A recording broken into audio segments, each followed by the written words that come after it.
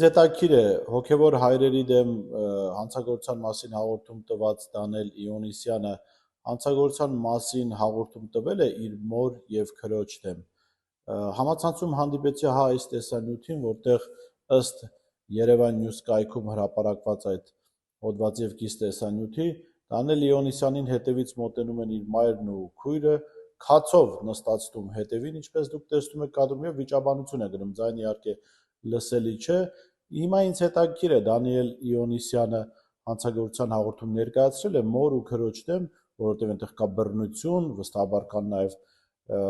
հայհոյանքներ կամ վատ խոսքեր, չգիտեմ, իրավաբանները կասեն սա խուլիգանություն է թե ոչ, հասարակական վայրում է տեղի ունենում, այնպես որ ինձ հետաքրքրում է Դանիել, ասա, մորդ եւ քրոջդ դեմ հանցագործության մասին հաղորդում տվել ես թե ոչ։ Հատկապես հաշվի առնելով այն հանգամանքը, որ կորոնավիրուսի ժամանակ ինքդ քո դեմ դիմակ չկրելու վերաբերյալ հաղորդում էր ներկայացրել եւ ինքնատուգանվել էր, եթե չեմ սխալվում։